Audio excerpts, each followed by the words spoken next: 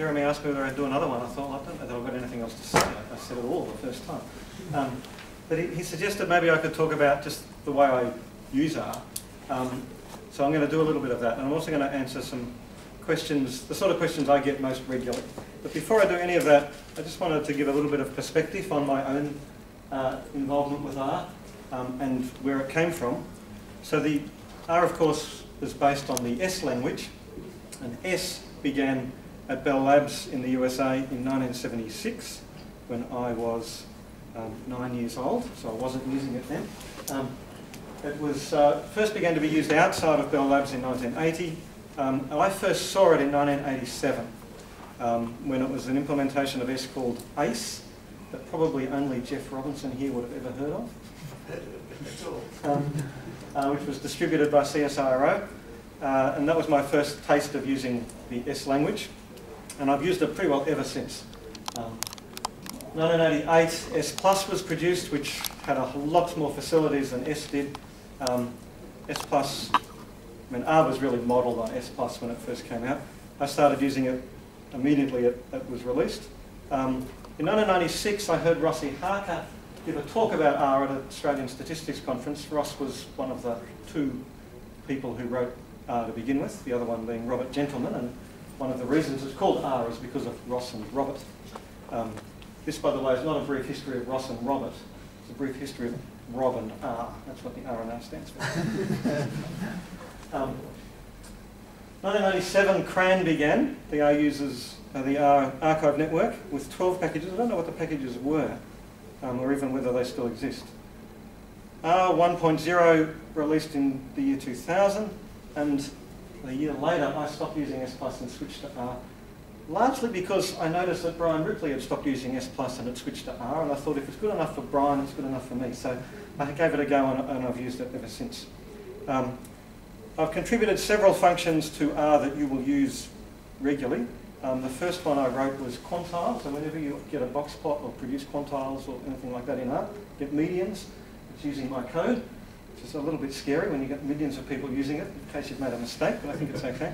And my first package I wrote was in 2006, which is the forecast package, which some of you might have seen or used. Okay, so that's my involvement with R. So, as I said, I've been using it most of the times for about the last 25 years, or its predecessors.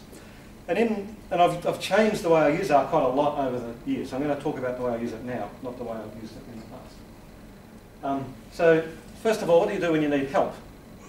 Everybody who starts using R needs help. I don't know what you all do. When my PhD students ask, this is what I tell them.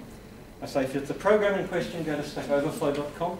It's a fantastic resource for asking questions. You'll get answers usually within an hour or two. Much, much better than the R help mailing list. So if it's a programming thing rather than a statistical thing, go to Stack Overflow. That's been around for a while. That's what it looks like at the moment. So and I've just given you some of the sort of questions that get asked. And you can see how, you probably can't see, if I just switch to the live Stack Overflow. Okay, so this is, you can see how regularly people are asking questions, 23 minutes ago, 44 minutes ago, so getting several questions every hour, and they're usually getting answered within an hour or two.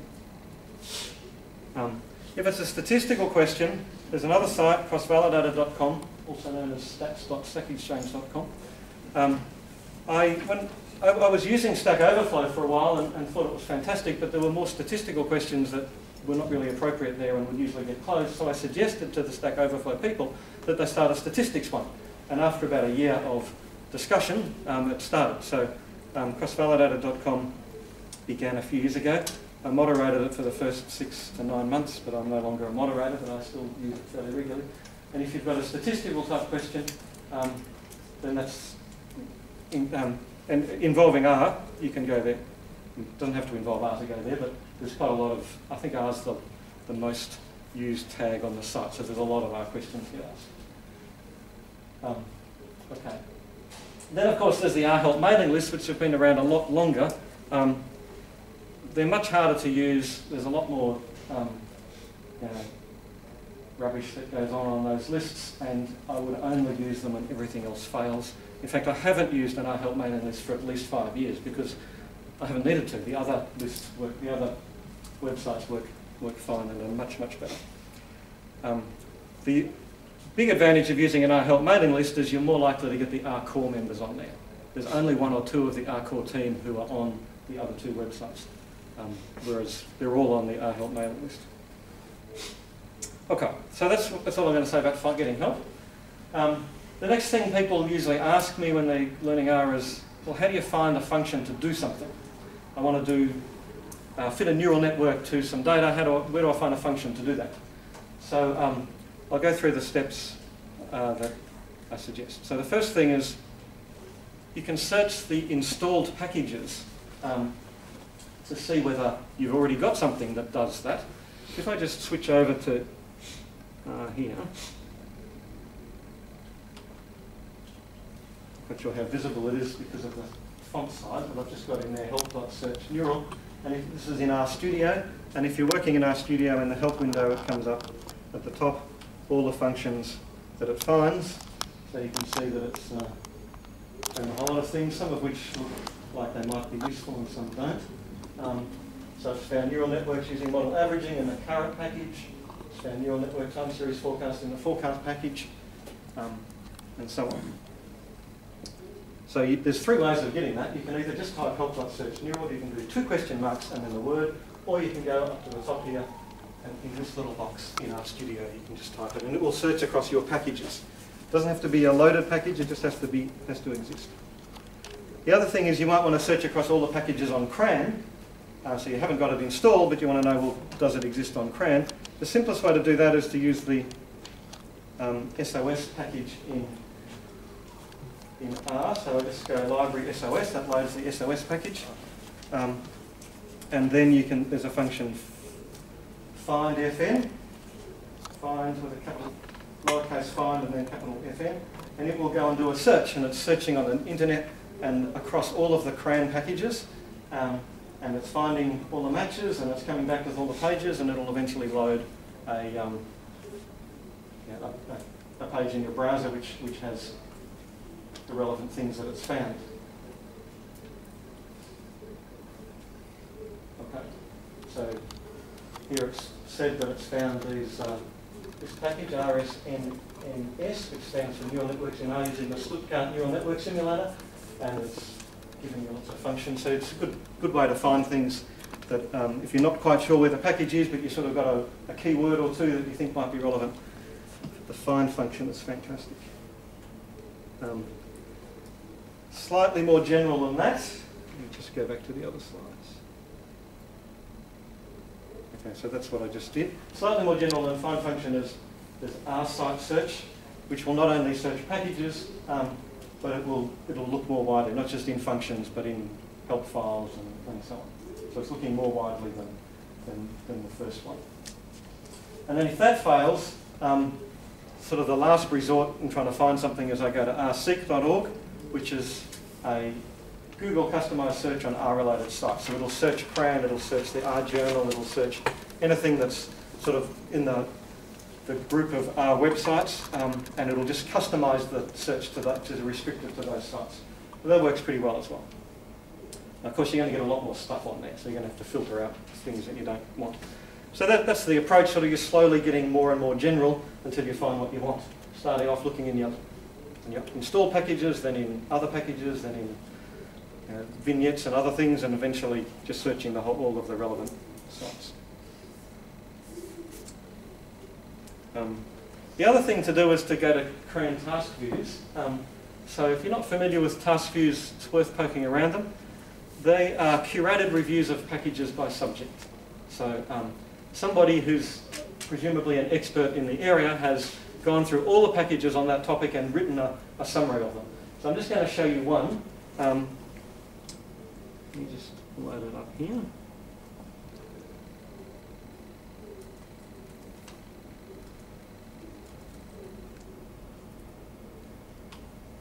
So here's the CRAN task view for time series analysis, which I happen to be the person who edits it. And so it'll tell you about basic functionality, which is in the stat package, and then you need functions for handling times and dates. So I'm going to come down here. There's a whole section on forecasting and univariate modelling and all the different packages and what they all do and how they differ from each other. So if you've got a particular subject area, then that's a good way to find some functions that might be useful. Let me just give you the list. Okay, so here's the list of all the CRAN task views. Bayesian inference, chemometrics, clinical trials, cluster analysis, so all the way down past the end of the slide. Lots and lots of things. And everyone's curated by a different person who works in that area.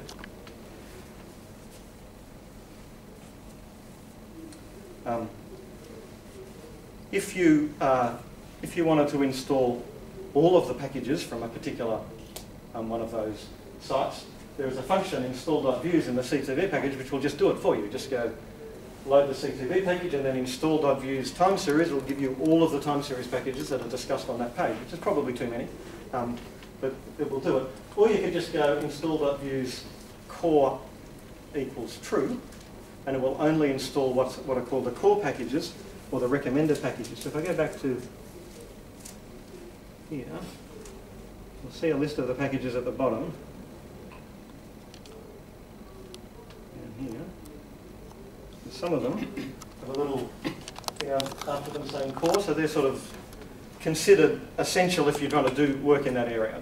The ones that you really can't do without, and the others depends on what you want to do. So if you just want the core ones, you can actually just go install.views time series core equals true, and it will just give you those ones. Or you can update views, which means it goes and finds whether any of the packages need updating that are in that task view. So as I said, if you haven't poked around task views, that's another good way of finding out sort of activity and in particular recommended packages in that area. Okay, so generally my students get going and they manage to find a package to do what they want, and then something goes wrong and they go, what's this function doing? I can't see what's going on. So then I teach them about how to dig into functions, how to find out what's actually going on under the surface. And the nice thing about R, of course, is that it's open source, so you can always find what's going on under the surface. Nothing is hidden. But sometimes you need to know how to look, and that's usually the issue. So I'm going to just do a little example with the forecast package. And the question is, we want to know, how does forecast for ETS models work? So we'll have a look at the code. So when you've got an ETS model, you just do one. So first of all, I'll load the forecast package. Over here. And the function to do it is forecast. So suppose I've fitted a model. Let me just fit a quick model here. Do some random data. And I want to forecast that. I know the function to do it is forecast. But what I want to know is, how did it do that? How did it take the fit object and do the forecasting? So let's have a look at the function. And that's not very helpful. It says use method forecast, and that's it. That's all it tells me. But it tells me that it's using a method. Okay, so it says use method, so it means it's going to use a method for calculating the forecasts. So you know that the form of the function it's going to use is going to be forecast dot something, where the something is the class of the object that you're using.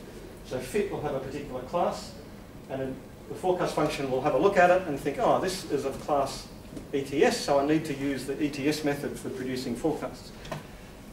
So let's have a look at that. Okay, so that's a lot more code.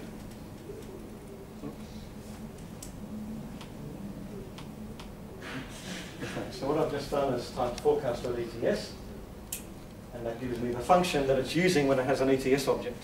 So forecast.something else, forecast.arima will be the function it uses when it has an arima object. Or forecast.default will be the function it uses if it doesn't know what else to do. So forecast.ets gives you some code, so you can look at this and you can figure out what's going on.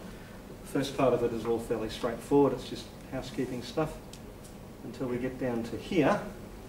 And then there's this line that says, so all of this is fairly straightforward. It gets down to here. If simulate, f takes on the value that comes from Peggle's fcast.c.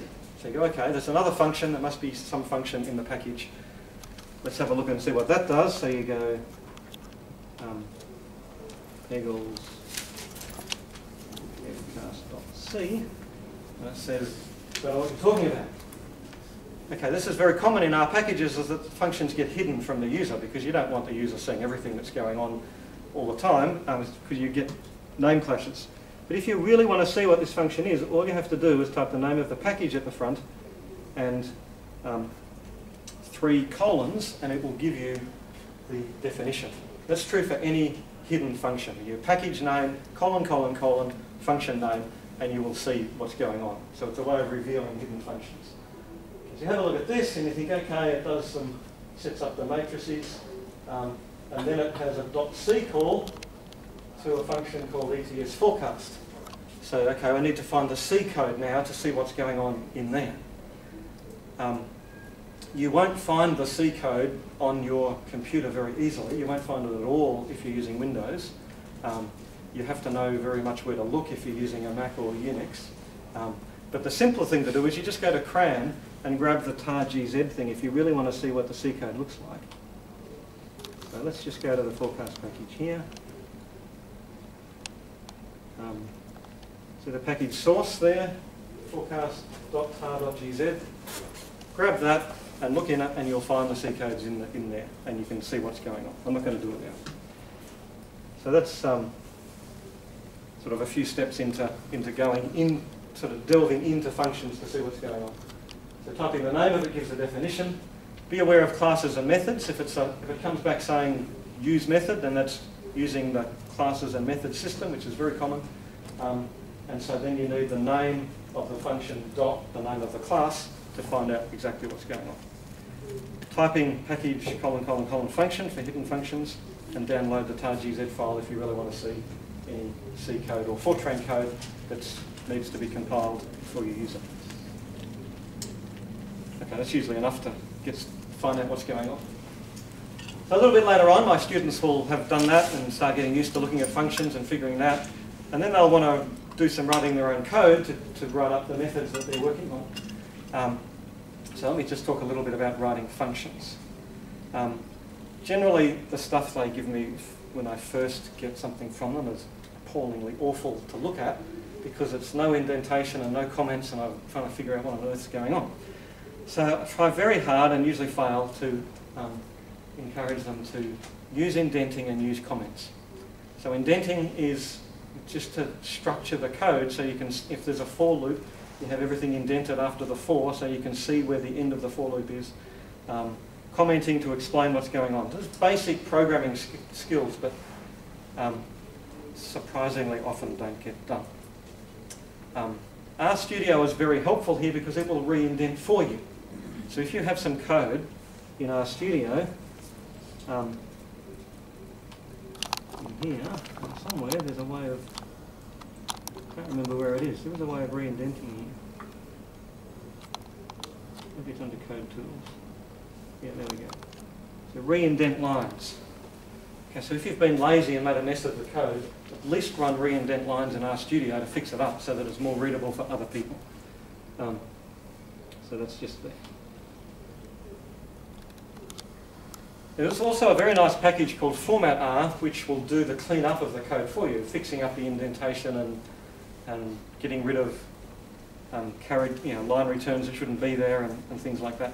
And they have a function called tidy.dir, which will find all of the R files in one directory and tidy them all up for you. And so generally, if students give me a bunch of R files, I'll stick them in a directory and tidy them up, and then I can at least read them in a sensible way. The other thing that I like to encourage people to look at is there's a couple of R style guides around that just explain what's good habit for writing R code. So here's the one that Google produces. So Google is a heavy R user. There's lots and lots of R users within Google. And they have their own style guide so that they can share code within the organisation and make sure that everyone's following similar conventions. And they're generally a good idea for other people to do too. So they talk about file names only ending in .R, indentation, 2 spaces, no tabs, curly braces, first on the same line, last on its own line. So just all little conventions to make the code more readable. There's another style guide produced by Hadley Wickham, who is a well-known R user. And he has his own style guide on this web page, which you can just find by Googling, because it's a little long address, but just go for Hadley Dev Tools. It's inside his Dev Tools, and he's got a lot of stuff about what's good habits for R coding. I don't necessarily follow them exactly, but they're generally, mostly they're pretty good. Okay, so my students have got some code together.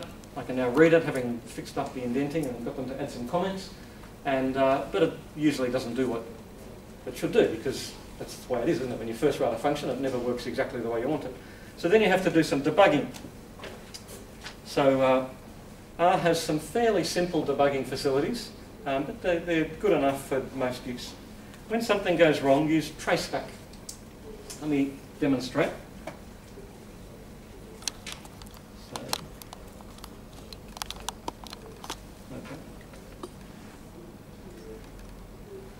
Okay, so I've run a function called RWF, which stands for Random Walk Forecast, on a set of data called gold, which is gold prices. And I've said drift equals true, and it's come back saying there's an error. It's actually a bug in the forecast package that I haven't yet fixed, and I left it here just to show you. So it's actually a very interesting data set. I'll just show you what's going on. Whoa. Okay, so that's gold prices for daily gold prices for several years. It was given to me by an Irish guy who was wanting to predict them, and he came to me and said, "Can you develop a model for forecasting gold prices?" I said, "No, of course not. If anybody could do that, they would already be making money on it, and that would affect the price, and then it would be unforecastable." So that's the efficient market hypothesis. So I said, there's no point me trying to even do it. And he said, "But I really want you to," and he paid me some money, so I said, "Okay." So I wrote a report saying that I couldn't forecast the gold price, and he paid me for it. So this is the prices. There's lots of missing values. So you see little gaps in the series. I don't know what happened there. There's this weird spike on one day where the price is almost exactly $100 dearer than the day before and after, which I assume is a typo. Okay, so we've got an error anyway. Let's try to trace back.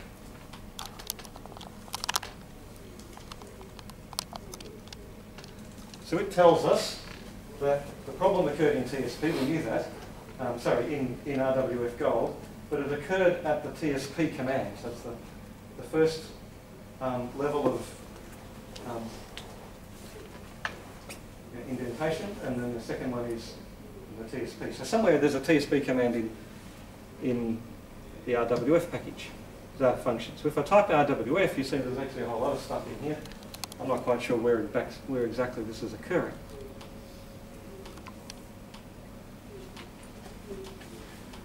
Okay. Oh, too far. Oops, sorry. I'll go back to where we were.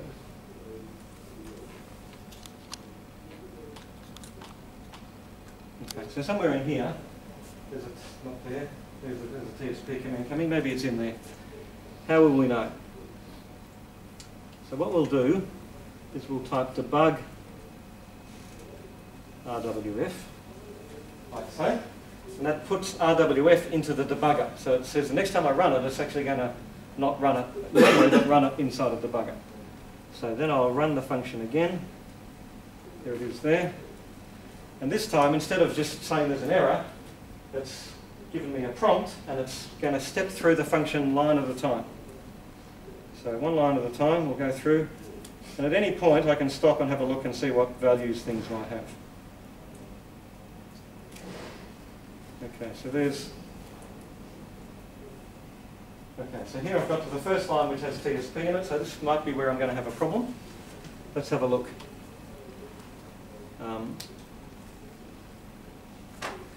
So that has those three values. The length. Okay, so here's going to be a problem. This is of length 1,108. This is of length 1,049. That's going to cause a problem. Let's just make sure it does. Yep, that was it.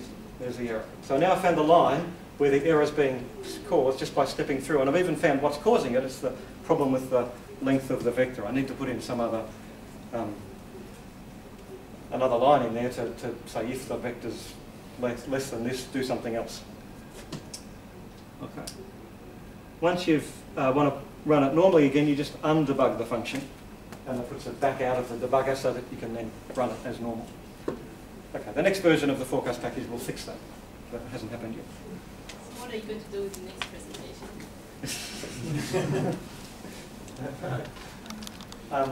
So there's a few other debugging commands that are useful. Options error equals recover is a good one. That's it, that if you go options error equals recover, then the next error you get, rather than bailing out, it actually stops in the function where the error occurs, so you can at least have a look at what the values of the different objects are to see whether you can spot what was going on at that point before it actually bails out. So that's that one. Browser it just means stop the function and allow the user to browse. So you just put that somewhere in your function and it will stop at that point.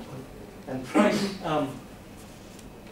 sort of traces some things within the function. I've never actually used trace. I don't know whether other people have found it useful, but it enables you to look to see whether if a variable goes negative or other, it'll tell you at which point that happens, things like that.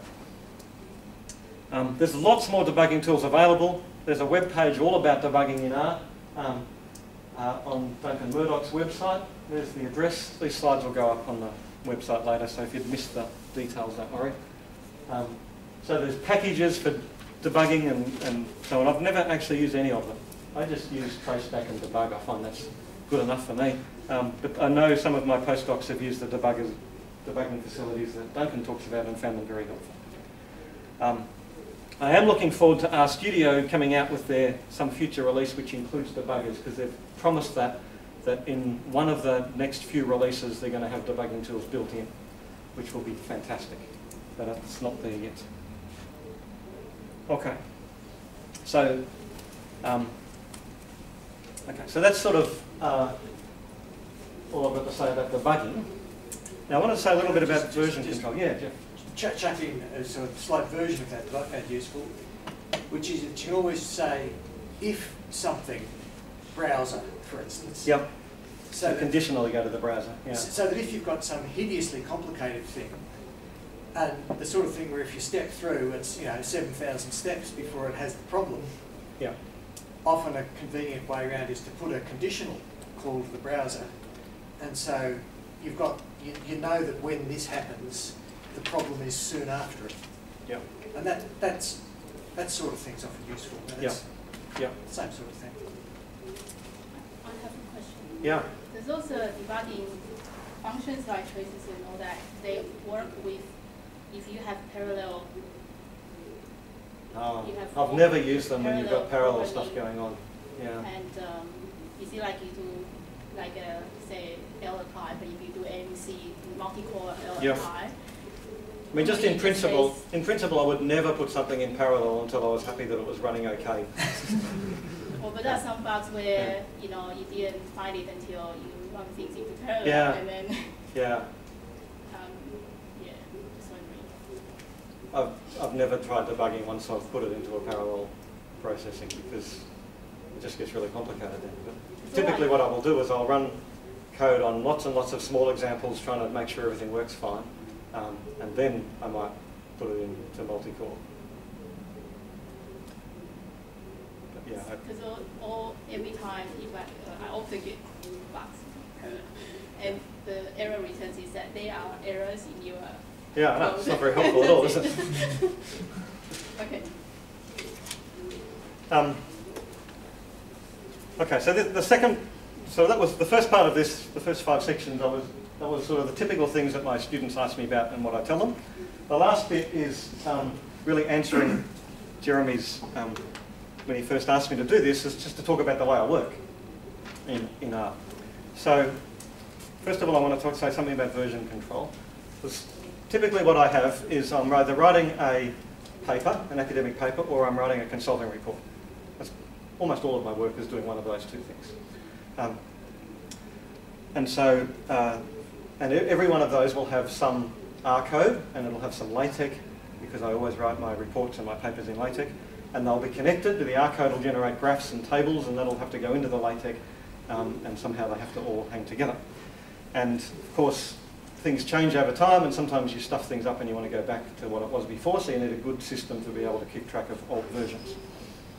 So in any such project, it's really important to keep track of the different versions of the code you've had and different documents, versions of documents you've had.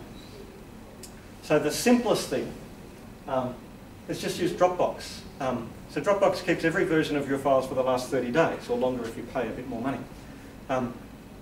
I never work outside Dropbox. Everything I ever do is in Dropbox, and it's connecting my 3 computers so that I've got the same files everywhere, but also so that I've got backup and version control at least for 30 days. So everything does that. Because that's sort of fairly simple and somewhat trivial version control, because it's not allowing you to look at differences and when you made changes, you know, but it's at least something. There's no built-in diff facilities, there's no change logs, but it's better than nothing. When you overwrite something by mistake, or you stuff up something, you can at least go back to what it was yesterday very easily. But what I do for more important projects is I use Git, which is a version control system. So there's 2 or 3 version control systems that are popular. SVN is one, and Git is, you know, SVN and Git would be the 2 main ones. I use Git just because I figured it out before I figured out SVN, so I use that. Once you understand one, there's no point understanding 2. It's very easy to fork a project or to roll back. So fork means you might say, well, let's leave the project as it is, but look at a variation on it so you can easily go back to where it was at that point. All you have to do is install some Git software on your local computer, and away you go. It's that easy. And RStudio now, in the latest version of RStudio, will handle all of the Git version control for you. So let me just demonstrate.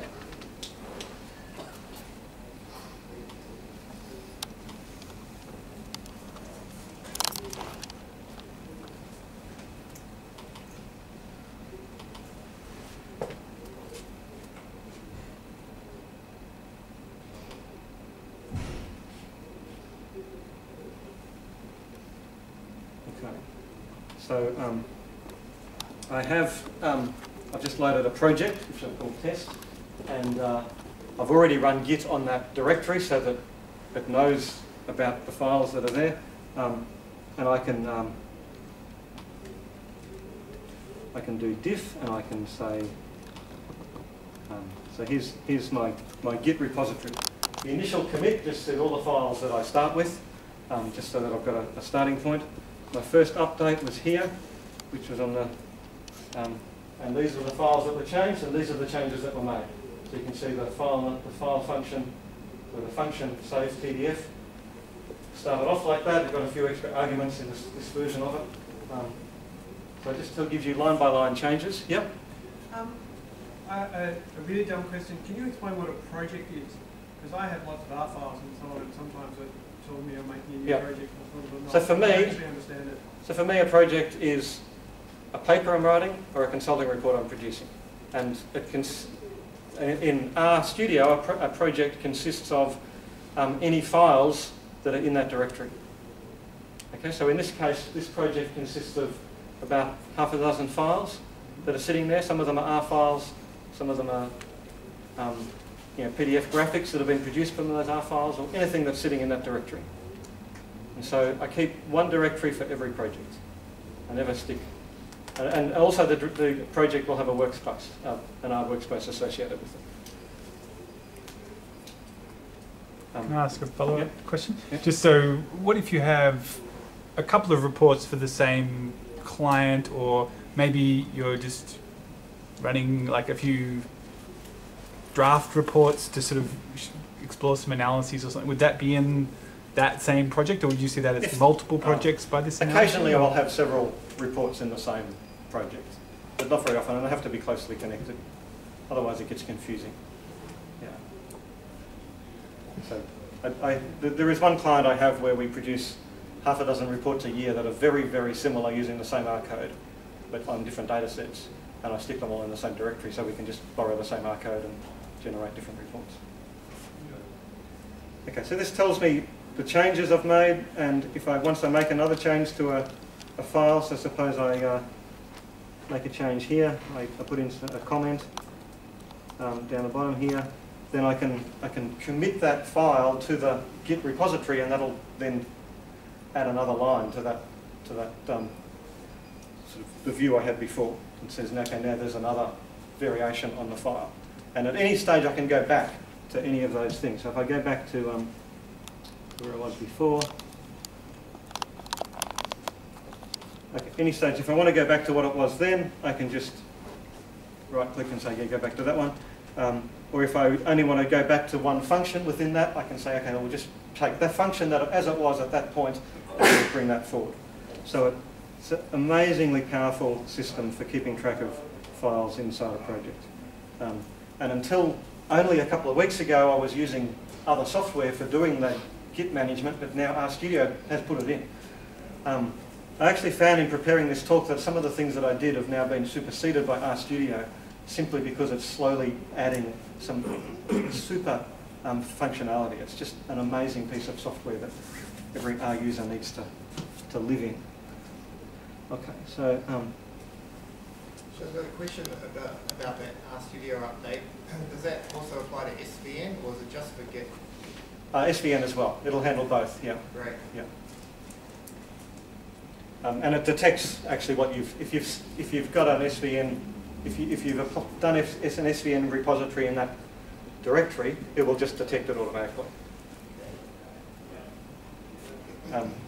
I'm using Ubuntu here, and Git and SVN and so on are a breeze on Ubuntu, and they're also a breeze on Macs. It is possible to have version control on Windows, but you have to go and find some software and download it, and it's not quite so easy. But I think once you've, and I haven't tried it in RStudio, but I think once you've installed it, it should work fine. RStudio have also got a very responsive support line, so if you send them questions, they'll get back pretty quickly. Okay, so that's the first part of how I work, is with lots of version control and keeping track of files and making sure that I'm not losing changes or making sure that if I want to go back to something I had before, it's very easy to do. The second thing I wanted to talk about was just the workflow, how it works. So as I said, every paper, book, consulting report is a project which has its own directory, its own folder, its own R workspace. And now, with RStudio, it has its own RStudio project. And every project is entirely scripted. So that means that I want to be able to run all of the analysis and all of the graphs and all of the tables with a single R script. I want to be able to hit a button and it'll just do all of the necessary calculations to give me what I want at the end. And then the report, which is in a LaTeX file, has to be also generated in one go. The reason for this is that frequently, you'll find something, you'll find that the data has been updated and you want to make a slight change of the data, or you've found a little problem in the R code in an early R file, and you change that, and that's going to make changes all the way down the line. So you want to make it so that you can run the whole thing in one go. Now I know there's knitr and sweave, which have attempted to do this by putting everything into one file, or sometimes in files that are subfiles. My solution to it is different from that. I like to keep my LaTeX as LaTeX files and my R as R files and keep them entirely separate, but you still have to manage how they relate to each other. So typically what my directory will look like is this. There'll be a file called functions.r, which will contain all of the functions that I want to use in the project, as in non-packaged functions that I want to use in the project. And then there'll be lots of other R files. If there's several R files, I'll usually have one called main.r, which just has a list of the other ones in the order they have to be called. Okay, so if I have, read data.r, then that'll be the first one, and then clean data.r might be the second one. And this main.r file will just call all of the other ones to make sure you get them in the right order. Then the data files that I get from the client, or I've downloaded from a website, or whatever the data is that I'm using for the project, I never ever edit them. because when the client comes back with a new set of data, which they always do, and they say, I'm sorry, we've just found a problem, could you please use this data set instead? So if you've not edited them, and you've written code to read and script the analysis, then that's easy. You just run the code again. And I don't know how many thousands of hours I've saved by making sure I never edit anything that the client provides. You always write script to do the analysis on top of it. And occasionally you might want to do something other than in R, but I still say script it. Put it in Python if you need to do something more elaborate. The tables for my reports are generated via a package. So there's two packages that do a pretty nice job with tables in generating LaTeX tables, xtable and texreg. I use xtable mostly. Well, in fact, I've never used texreg. I use xtable for all my tables. So it works pretty well. I'll show you an example in a minute. All the graphics are generated as PDF files, and then the report in LaTeX pulls in the tables and pulls in the graphs. So you can just do it in, run the R code, run the LaTeX, and you've got a new version of the report or a new version of the paper. Okay. So the advantages of this are it keeps the R and LaTeX separate. And that it also means you can have multiple R files that can be run separately. So often I'll have some very time-consuming bit of R code that you have to do at the start, which cleans all the data and does all sorts of stuff. And then the analysis part might not be so time-consuming, but you don't want to run all of that other stuff all of the time. So if you keep them in separate R files, and you only have to run the ones you need to run, it makes it much easier. And it's also easier to collaborate. Some of my co-authors might use LaTeX but not R, or might use R but not LaTeX, and so you can share the relevant files and they can work on that, and you don't have to try to convince people to use sweave or knitr when you're collaborating. It's hard enough for me to convince all my co-authors that they have to use LaTeX, let alone trying to convince them to be using something even more elaborate. Let me just, before I do that, actually no, I'll do this first.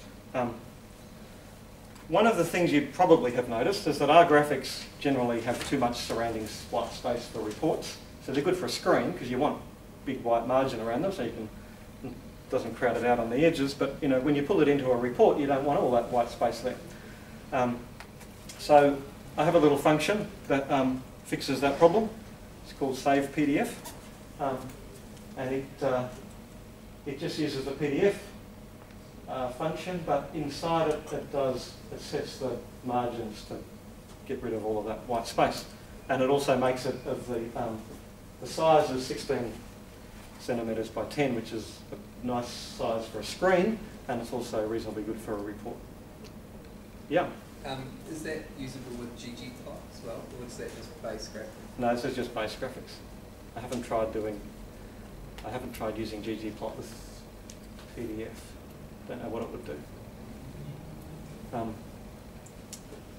The other thing in here is, notice that it says the function, I give it a file, and it pastes that together with figs/file.pdf, so it'll stick all the figures into a directory for me. So all I have to do is go save PDF, the name, plotting functions, turn the thing off, and it's done. The file name, is it, you always have simple file names? Because sometimes I find sometimes you forget, right? And in R you can have the variables is something dot something dot something, and it doesn't work in LaTeX if you have. Yes, I wouldn't put a dot into a file name because it gets confused. .1.pdf. Yeah. You can use underscore or hyphen or something else instead of a dot. But yeah, sometimes my file names might be long if I want a long description, but I wouldn't put a dot in there because some operating systems will confuse. It's fine on Linux, but Windows will sometimes get confused with which is the suffix if you've got a couple of dots in the file name. So okay, now this is the important bit. This is the really cool thing. Okay, so I have a make file, which is, if anyone done any programming will know about make files. It's a text file which explains how a project gets put together. Okay, so it's used by programmers when they might have a whole lot of C files and they're creating some larger piece of software, and you have to compile the various C files into object files, and you have to link all the object files into something. So you can actually do this exactly the same thing in R and LaTeX by telling R what the R files need to be done, and then telling LaTeX what needs to happen. So this is a very simple makefile for how to compile a project just with the R files. Forget the LaTeX bit for the moment.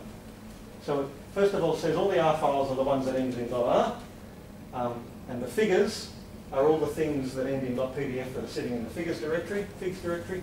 And then I have this thing called out files, which tells the computer when each R file has been processed.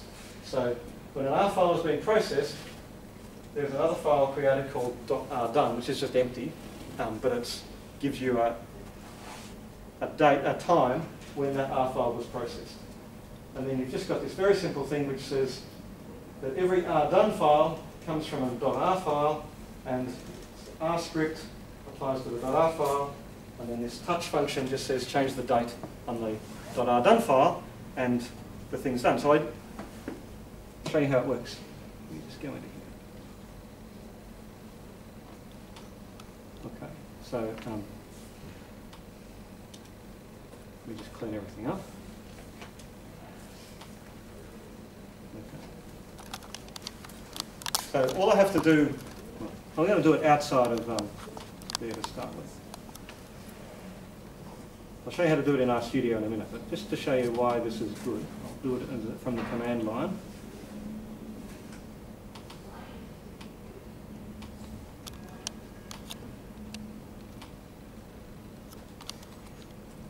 So all I have to do is type make from the command line, and it goes away and thinks, oh, okay, run those R files, generate the things, run some LaTeX, done. Okay, so it's really cool. I'll just make and the whole thing's done. Now if I type make again, it says, see one more time, it says nothing to be done. Okay, because it looks at the R done files and says, no, I've done those ones, I don't have to do them again. If I now edit just one of the R files and type make, it'll only process that one and anything that depends on that one. Okay, so you don't have to run the whole thing again, you only have to run the things that need to be run given the changes you've made. So makefiles are very cool for doing that sort of thing, and the latest version of RStudio allows a makefile to be attached to a project. So in RStudio you just have to go build all here, and it says no, I've done it. Nothing to be done because it's already done it.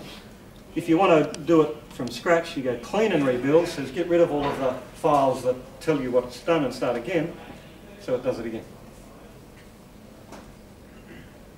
Okay, so it's, yeah. The makefile lives in the same directory. Yes, it does. So in this directory, there's a file here called makefile, which looks like that. Okay, slightly more complicated than what I had on the screen, because I'll tell you what's been added to it.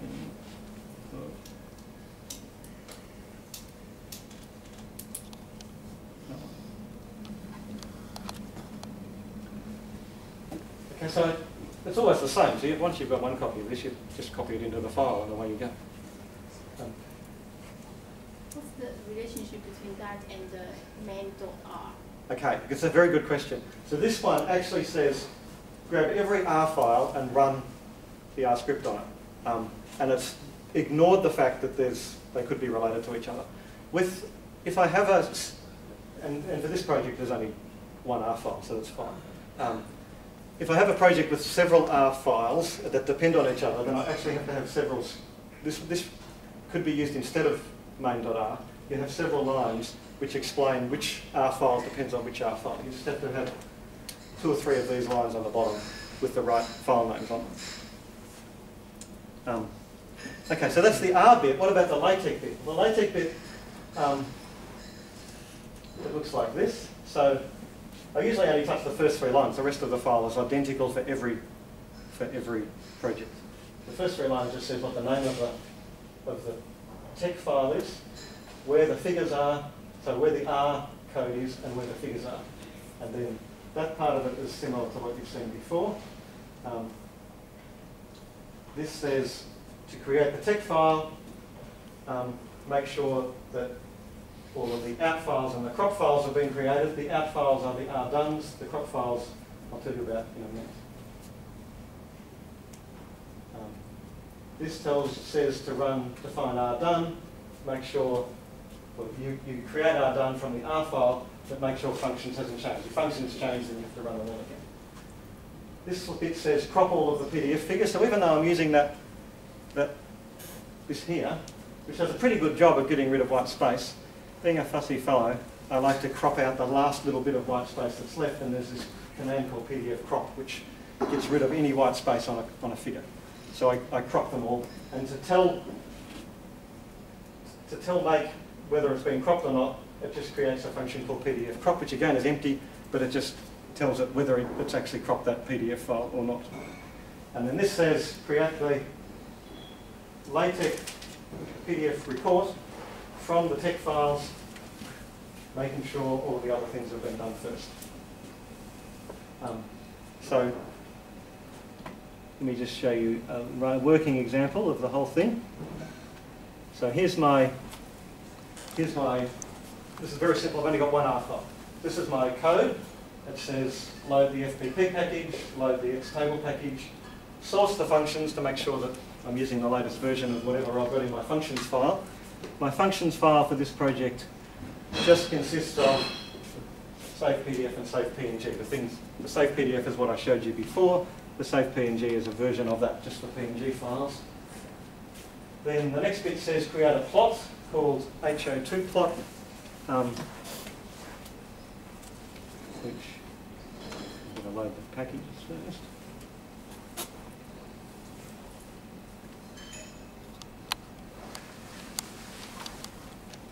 This looks like that. So that's just some data. Creates that and puts it into a PDF file.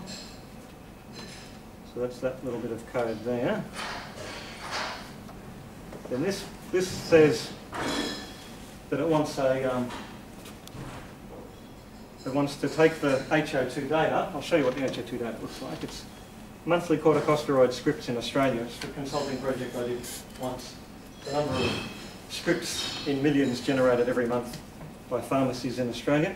So I want a table of that in the report. So I use the XTable command. I round the data to 3 decimal places, and it gives me back a table, which I can then put into a LaTeX document, but I can just do that with the print command. I can print it to a LaTeX document, so that does that. So now in my directory, I've got some other stuff. Here's my LaTeX document.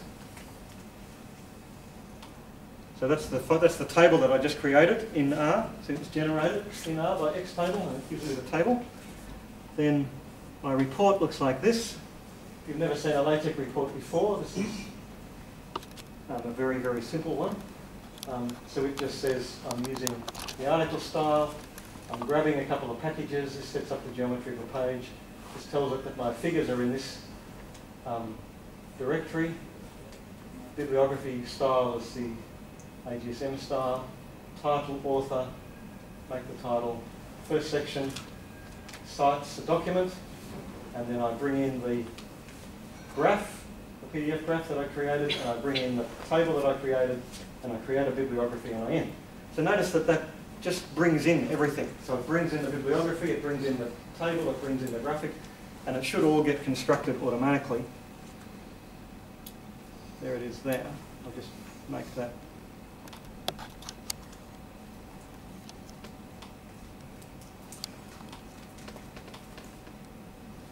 Okay, so there's the report. So it's pulled in the graph, it's pulled in the table, and it's created a bibliography, which you can't quite read there, but there's one item in it.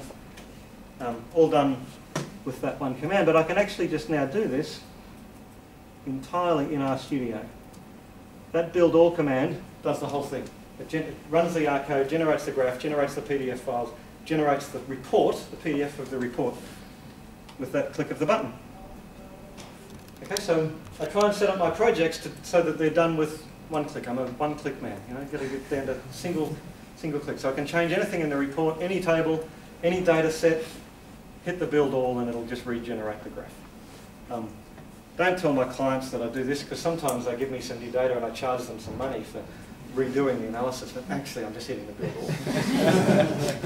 Yeah. Does the print text table example you showed before insert the same separators that LaTeX needs? Or yes. So that's, we'll get rid of this bit over here.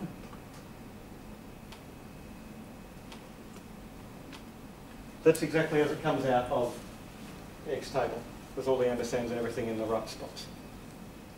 So is X table enough for you to do sometimes more complex tables where you've got merged columns? No, X table is quite simple. So there are other, so the text reg is more sophisticated table management, and there's actually some LaTeX table facilities in the HMISC package, and I've used that when I wanted to get really, when I wanted to make sure it was a bit more, you know, a bit more fancy than this, and I wanted to have merged cells and other features. I used the LaTeX command there, but it's actually, it's a hard command to use. Yeah, but then you can't automate. You cannot click one click. No, it's automated. Yeah. So it's the HMISC package, and it's the LaTeX command, and it will also generate things, but it has a lot more options. Xtable just does simple ones. But yeah, you get the data frame, say your data into the. So this table, right? Yeah. Is from one of your R objects. Yep. How do you then get? If I don't use X table, how do I get this R object, say a data frame, into using it? Well, there's 3 or 4 packages. Xtable is one. TextReg is another. HMISC, capital H MISC, is another. They're all R packages, and they all do LaTeX tables. Xtable is the simplest and easiest to use, which is why it's the one I've demonstrated. And I use it myself mostly. But occasionally, if I have a complicated table, I will use one of the other packages. It's significantly harder, but I always script it so that it's a one-click solution. Yeah. Is the make file, is that just a Linux thing, or is that for Windows? Okay, so that's, I mean, it's a Linux thing, but you can get make on Windows. If you install RTools, which is necessary when you're creating packages in R anyway on Windows, so you can go to, there's a website for RTools. Let me just show it to you.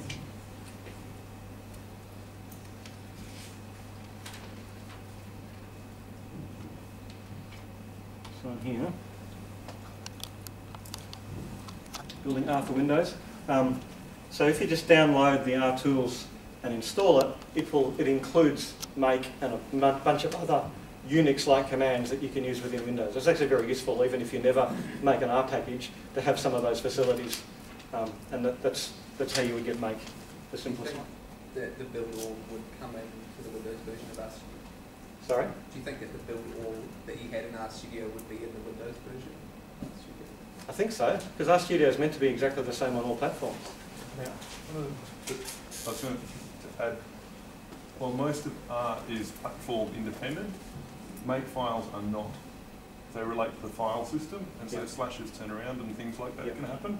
Yeah. So, buyer beware, that's all. That's true. When you said you might use Python for data manipulation, can that also be scripted into the make file? Yes. Yeah.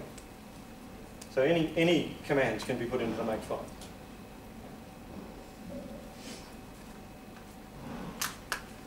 Okay.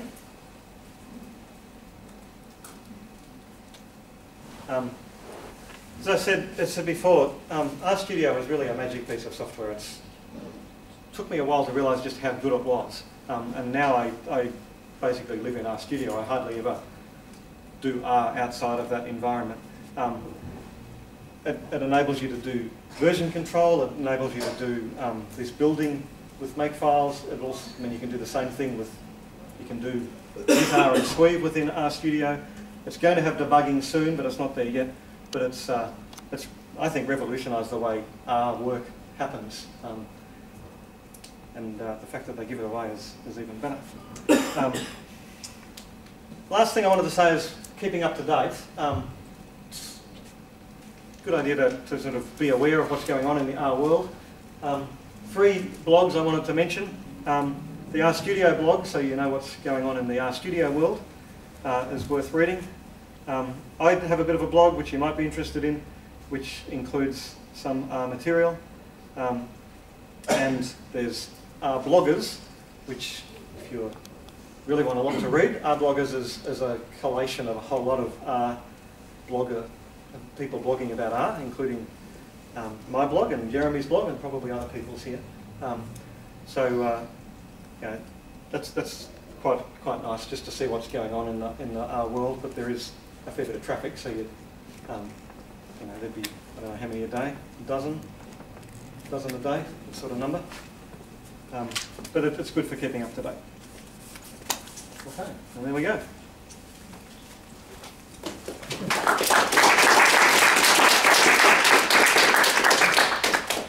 Do we have time for a few questions?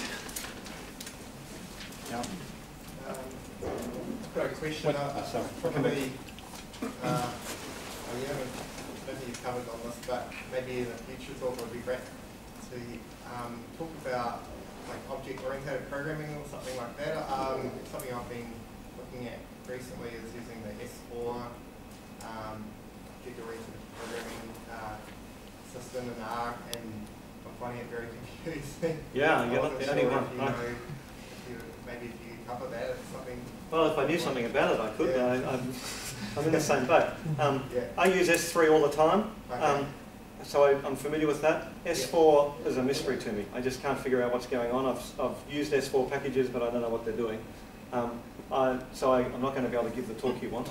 But I'm interested. I was interested when I was reading the R style guide from Google, as it said never use S4, only use S3. Oh, really? So in Google, I've obviously decided S4 is no good. Okay. Maybe I should change my course. And other people think it's great, but I don't have a programming background, so I never learned object-oriented programming. I know a little bit about what it is, but I can't figure out what S4 is doing with. I think object-oriented programming R solves some of the problems where you want to avoid copy by value. If you just want to keep being able to modify an object, you can encapsulate it in OO so that you can run parallel programming at the same time, modify things concurrently, etc. So maybe when it's large volume, it's worthwhile, I think. Maybe you need to get someone who knows about S4 to give a talk here. Well, I mean, there's a tutorial I come across just recently. I mean, I only just really started looking at it in the last few days, but it was quite critical of S4. You know, like saying that there's so many things that, you know, allow programmers to sort of really break the whole object-oriented, like all the benefits of object-oriented programming that you need to get, like encapsulation. You know, that this S4 doesn't really, you know, there's too many ways for people to break it. Yeah, doesn't really put much control around it. So I was sort of thinking, oh, it'd be good, you know, there's a future version of R where they clean up the object-oriented system and we don't have to worry about S3 and S4 anymore. But I'm not sure if you're going to plans or anything like that. Yeah. What do you do when you have to collaborate with people writing using Microsoft Word and not LaTeX? Why do you think I don't have much hair? I'll pull it out. Well, it's very frustrating. Most of my co-authors I've managed to coerce or encourage to use LaTeX. But occasionally they haven't wanted to, and then I say, well, you have to write all the stuff and I'll just feed you paragraphs. Because I find Word a really awful way to try to write anything. What are you doing a consulting project and the client wants a specific format like Word? Or so I've done a lot of consulting projects where they've said, can you please deliver it in Word? And I say, no, but I can deliver it in PDF. And they say, oh, okay. I've never had anybody kick back against that. Okay. So often people will put specific formats into their requirements, but in reality they just mean they want an electronic copy. They don't actually need it in docx format or whatever they've specified. But if they insisted, I would say, oh, I'll find another consultant. Like, I don't want to do that. With RStudio, like, how do you influence what changes or what improvement to be made in the future RStudio release? I don't know. Write to them? Does that work? Well, I did it, I can't remember, but I did email them about a couple of things once and said it would be really good if you did this. And they responded back saying it's on our list. So they, they're there and they'll respond, which is good. I'm writing about 10 or I've written a whole pile of things on their suggestions thing. So yeah, as Rob says, they're very responsive, and also, yeah, some of them have been incorporated, or sometimes when they bring in brand new stuff, there'll be a few little bugs, or if you don't like the default behavior, they'll take it on board. And yeah, I've seen changes as a result. I'm sure I'm not the only person going, please do this, but early on, when you exited and you hadn't saved a file, it wouldn't prompt you or anything. And I found that a problem because I would be working in my office and I'd exit RStudio and I'd go home and everything's on Dropbox and I was expecting the files to be there, and then I realised that I didn't actually save it before I exited RStudio. So I asked them to put an option in to enable you to always prompt you if you haven't saved your files, and they put it in the next version. So it fixed the problem for me. So they're very responsive, and if you've got something, I'd just say write to them and see what happens. Yeah. So I often work with projects with large amounts of data, gigabytes or more. I don't know if your workflow really accommodates that. Like, you seem to put all your data together all in the same directory. Is that right? I do, but there'd be nothing to stop you having R scripts that are calling data from elsewhere. Okay. I do have some projects where my data actually lives on a website in another country, but the R script will just grab it from the website, pull it in, stick it into the workspace and start doing things. So. Okay. I guess you then won't be able to synchronize it through Dropbox or anything necessarily, depending on where it lives. Yeah. Yeah, that's true. You mentioned earlier that you had used multi-core within some of your analysis. I suppose some of us are actually using big data sets, as you were mentioning earlier, in gigabytes. One of the problems I find with R is that core R pretty much limits itself to one core when it's actually doing its analysis. Mm-hmm. I haven't really dug too deep into it, but would you be able to talk a little bit more about how you've used multi-cores and expanding to quad cores? There's probably other people here that are much more experienced with that than I am. In the latest versions of R, there's built-in parallel processing into the core packages. Anyone use them all the time that would like to comment on that? I gave a talk last month, so who here last month has really heard of one? There's probably a video up on the website then, is there? Not that one. Yeah, my views them in a very limited way, and I've actually got a couple of postdocs, and when it needs things like that, I usually get them to do it. Don't ask me.